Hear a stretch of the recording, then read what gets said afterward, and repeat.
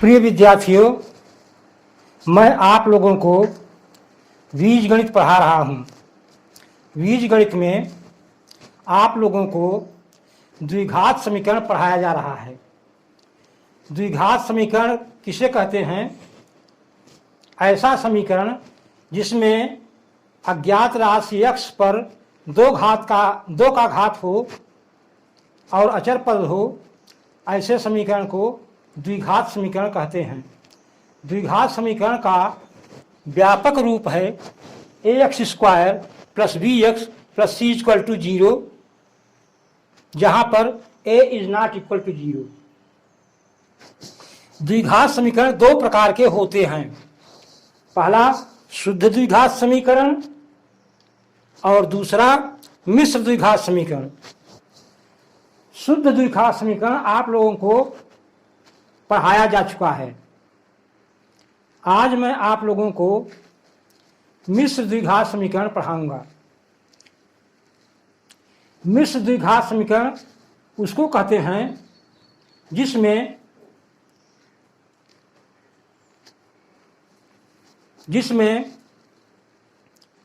x पर दो घात हो और x पद हो और अचर पद हो, या x पर दो घात हो और x पद हो। तो मिश्र द्विघात समीकरण हल करने की तीन विधियां हैं। पहला है गुणनखंड विधि।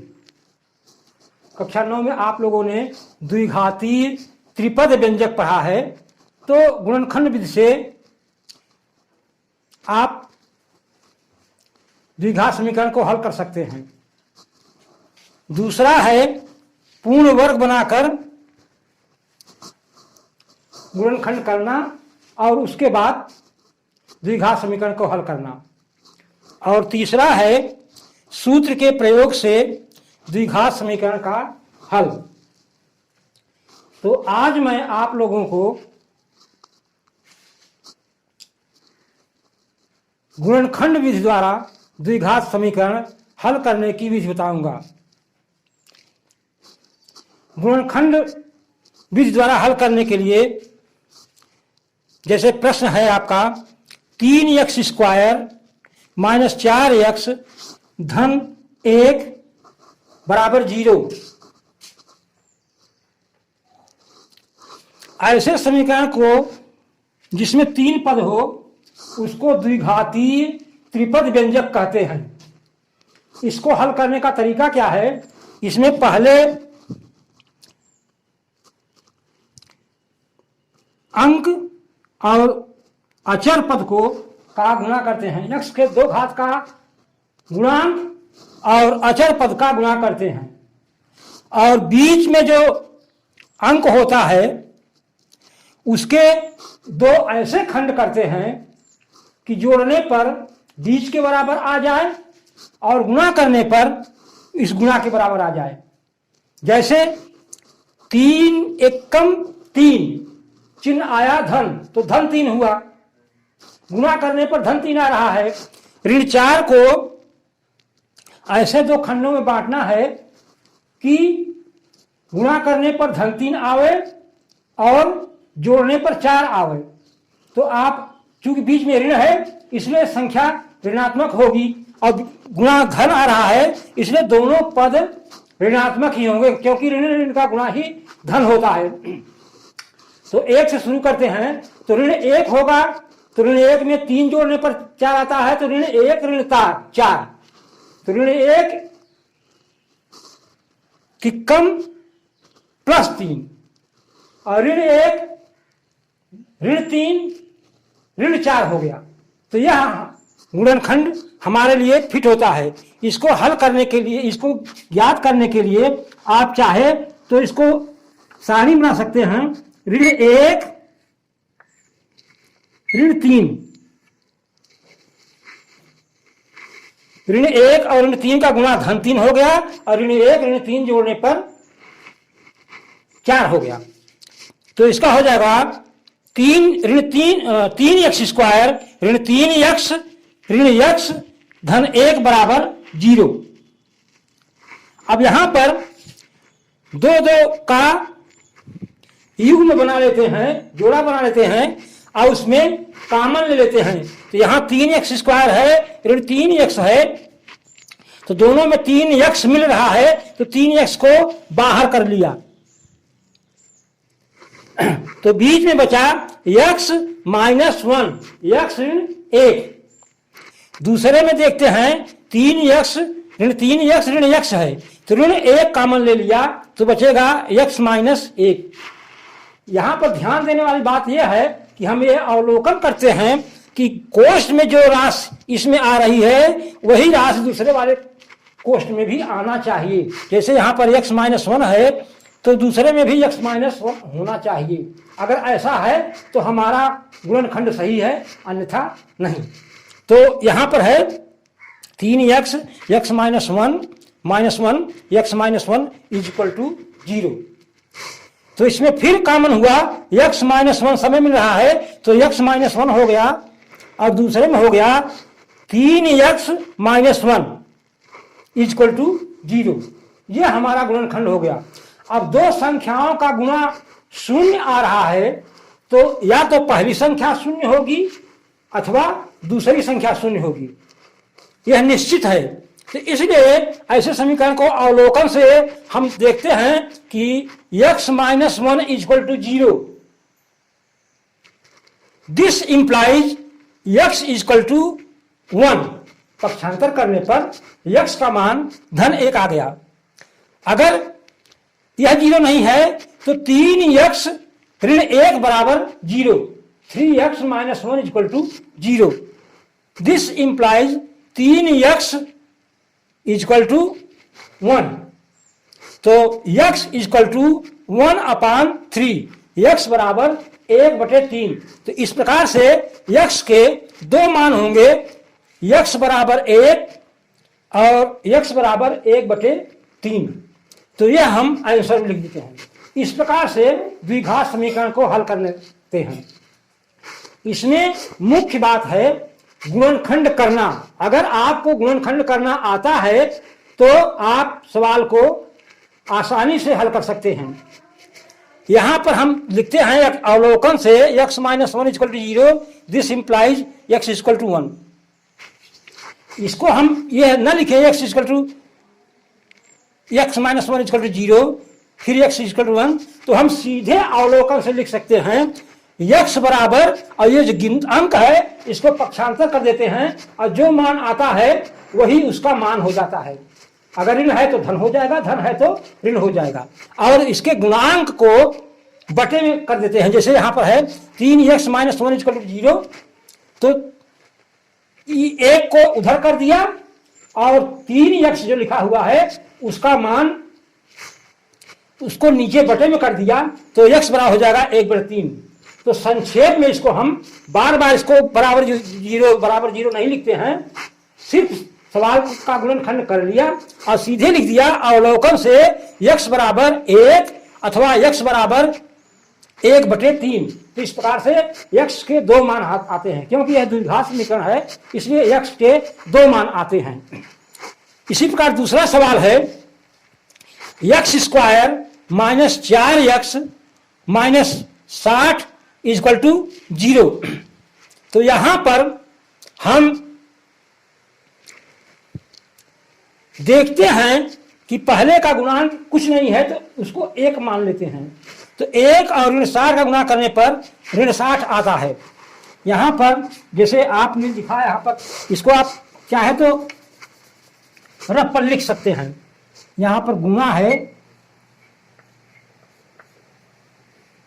+3, तो ये हो जाए ऋण माइनस ऋण 3। यहां पर भी आप देखते हैं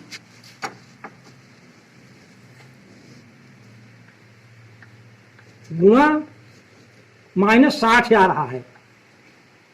जब गुणा -60 आ रहा है तो जाहिर बात है कि दो संख्याओं का गुणा अगर ऋणात्मक आता है तो एक संख्या धन होगी और दूसरी संख्या ऋण होगी। बीच में ऋण है तो बड़ी संख्या ऋण होगी और छोटी संख्या धन होगी। तो अगर इसको 1 लिखते हैं, धन 1, तो ये ऋण हो जाएगा 5, क्योंकि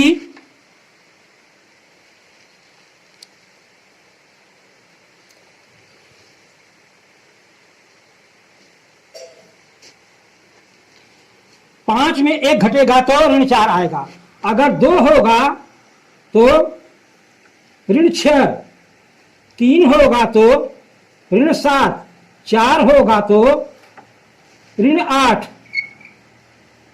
और 5 होगा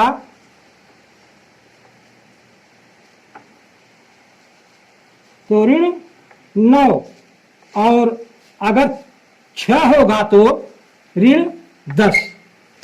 इस प्रकार से खोज लेते हैं, खोजने में थोड़ा सुविधा हो जाती है। अगर 6 है और ऋण 10 है तो 10 छक्का ऋण 60। तो इसका मतलब हुआ कि यह खंड ऐसा है, 2 भाग ऐसे हैं जिनका गुणा करने पर ऋण 60 आ रहा है और जोड़ने पर ऋण 4 आ रहा है। तो यही खंड हमारा फिट होगा। तो यही मान हम यहां पर लिख देते हैं x के साथ, तो हो जाएगा x² ऋण 10x धन 6x ऋण 60 बराबर 0, जिसमें गुणा करने पर ऋण 60 आता है बीच के, और बीच को जोड़ने पर ऋण 4। 10 में 6 घट गया, ऋण 4 आया, ऋण 6 में। तो इसमें दोनों में देखते हैं कामन है x, तो हो जाएगा x माइनस 10, फिर धन 6 कामन हुआ तो x माइनस 10 छक्का 60 ऋण 10। तो एक खंड हो गया x माइनस 10 और दूसरा हो गया x प्लस 6 बराबर 0। तो अवलोकन से हम सीधे लिख देते हैं x बराबर धन 10 और x बराबर ऋण 6। अवलोकन से हम इसका मान x बराबर धन 10 लिख देते हैं और x बराबर ऋण 6 लिख देते हैं। बार बार इसको यह नहीं लिखते कि x ऋण 10 बराबर 0 तो x बराबर 10, ऐसे एक लाइन हमारी बच जाएगी, क्योंकि हम जानते हैं कि ये सवाल इस प्रकार से आएगा। इसलिए सीधे हम अवलोकन से लिख करके लिख देते हैं x बराबर 10 और x बराबर ऋण 6। तो यह x के 2 मान हो गए, 10 और ऋण 6। समझ आई बात ना? इसी प्रकार प्रश्न 3 है 2x² ऋण x ऋण 6 बराबर 0। यहां पर हम देखते हैं कि गुणा करने पर पहले का गुणांक 2 है और अंत में 6 है, तो 2 छंग 12 ऋण आया। गुणा करने पर ऋण आ रहा है, इसका मतलब एक खंड धन होगा और दूसरा खंड ऋण होगा। बीच में ऋण है तो बड़ा खंड ऋण होगा और छोटा खंड धन होगा। तो इसलिए यहां पर हम इसको चाहे रफ कार्य आप लोग कर लिया करें, यहां पर हमारे पास जगह कुछ कम है। गुणा है ऋण 12, गुणा है ऋण 12, तो एक धन होगा और दूसरा ऋण होगा। धन को 1 मानो तो ऋण को मानो 5, तब 5 में 1 घटेगा, ऋण 4 आएगा। और 5 कम 5 हमारा गुणा बराबर नहीं हुआ, तो हम इसको 2 मानते हैं। अगर धन को 2 माना तो इसको मानेंगे